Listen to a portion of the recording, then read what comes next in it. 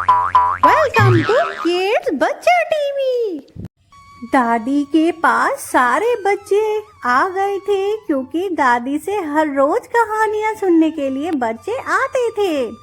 दादी भी अपना सारा काम फिनिश करने के बाद बच्चों का वेट करती थी और उन्हें अच्छी अच्छी कहानियां सुनाती थी। जब भी बच्चे आते एक साथ दूर से ही चिल्लाते हुए आते थे, अरे हाँ हाँ हाँ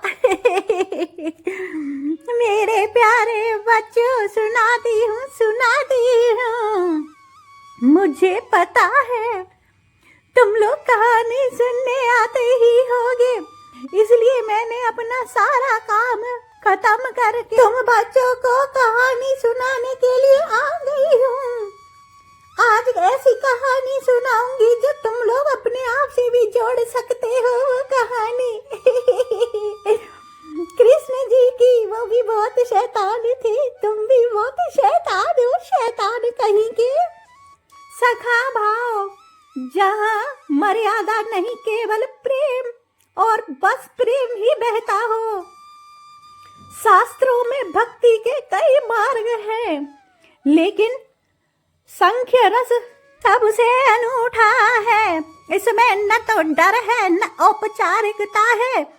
कृष्ण के सखा भाव श्री दामा सुदामा मनसुका और मधुमंगल उन्हें ब्रह्मांड का स्वामी नहीं मानते। उनके लिए कृष्ण वह है जो उनके साथ लुक्का छिपी खेलते हैं, जो खेल में हारने पर चिढ़ जाता है और जिसे वे अपनी झूठी बेर खिला सकते हैं। एक प्रसिद्ध प्रसंग आता है जब कृष्ण खेल में हार जाते हैं और श्री रामा उन पर दोष जमाते हैं। तब कृष्ण कहते हैं, मैं राजा हूँ, मैं नहीं हारूंगा। इस पर सखा उत्तर देते हैं, कैसी राजागिरी है ये, यहाँ हम सब बराबर हैं। कृष्ण, अगर तुम्हें खेलना है तो नियम मानने होंगे। यह प्रेम है जहाँ ईश्वर अपने भक्तों के सामने हारने में भी आनंद का अनुभव करते हैं। उनके साथ वन में भोजन करते समय कृष्ण किसी के हाथ से कोर छीन लेते हैं तो कभी कभी कोई सखा उनके मुंह में अपनी पसंद का फल डाल देता है। अब आती है ब्रज की गोपियों की कथा।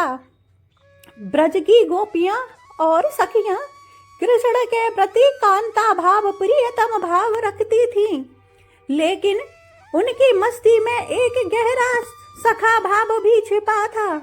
ललिता, विशाखा और अन्य सखियों के साथ रास लीला का बहुत प्रसंग आता है। कृष्ण सखियों के साथ रास लीला करना बहुत पसंद करते थे, लोक गीतों का हिस्सा है। कृष्ण और सखियों की तो छेड़खानी आज भी ब्रज में चर्चाओं का विषय रहती है। कृष्ण अपनी सखा मंडली के साथ गोपियों का मार्ग रोकते थे, उनको तंग करते थे। वे दही का दान यानी कि टैक्स मांगते थे। सखियां बनावटी क्रोध दिखाकर यानी कि झूठ मूठ का क्रोध दिखाकर कहती थी, काना तू तो बस ग्वाला है, ग्वाला, हमें रोकने वाला कौन होता है तू।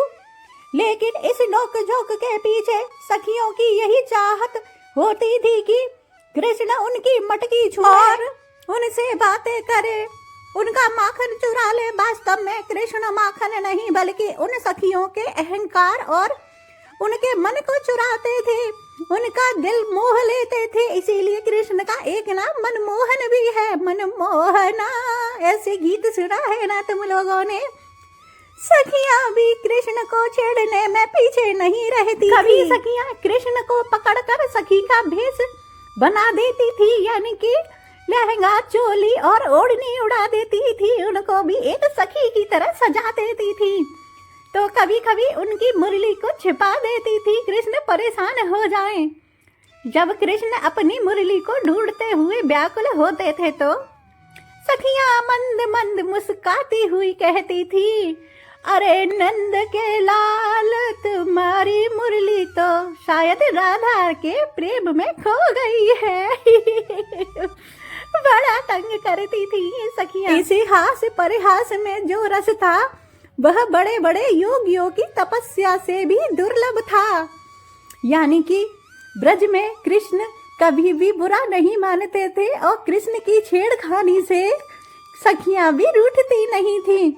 और राधा रानी तो क्या ही कहने, इतना परेशान करते थे राधा रानी को श्री कृष्ण के सखियां बदला लेने जाती थी वृंदावन। उनसे बदला लेने के लिए कृष्ण और उनके सखा जाते थे बरसाना।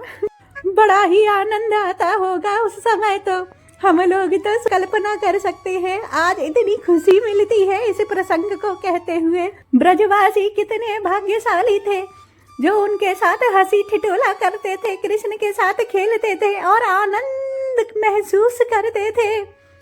बारंबार उन ब्रजवासियों को मैं प्रणाम करती हूँ। कृष्ण और उनकी सखियों की मस्ती केवल मनोरंजन ही नहीं, यह तो रास की तैयारी थी। सखियों का प्रेम ऐसा था कि वे कृष्ण की खुशी के लिए अपनी मान मर्यादाएं तक भूल जाती थी। जब कृष्ण को सरदर्द का बहाना करना पड़ा और उन्होंने कहा कि मेरे भक्तों के चरणों की धूल ही मेरा इलाज है, तब बड़े बड़े ज्ञानी पीछे हट गए कि नरक में जाएंगे अगर प्रभु को अपने चरणों की धूल दी तो। लेकिन सखियों ने एक पल भी नहीं सोचा। उन्होंने कहा, चाहे हम नरक में चले जाएं, लेकिन हमारे कन्हैया का दर्द मिटना चाहिए।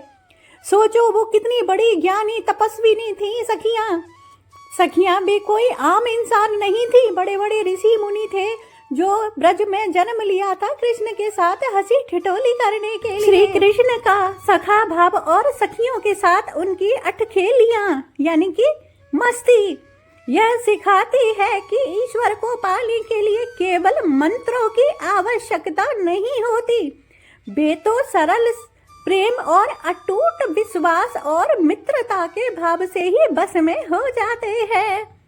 ब्रज की इन लीलाओं में प्रेम की पराकाष्ठा है। भगवान और भक्त के बीच की दूरी पूरी तरह समाप्त हो जाती है। आप लोग भी अगर सुबह सुबह पूजा पाठ करते हैं, इसका मतलब ये नहीं कि मंत्र आने चाहिए। सच्चे हृदय से पूजा पाठ करें और जरूरतमंदों की सहायता करें, यही सच्चा प्रेम है प्रभु के प्रति।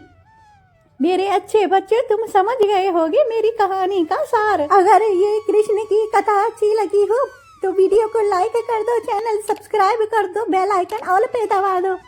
कल एक और कहानी लेकर आऊंगी, तब तक के लिए बाय बाय मेरे जिगर के टुकड़ों।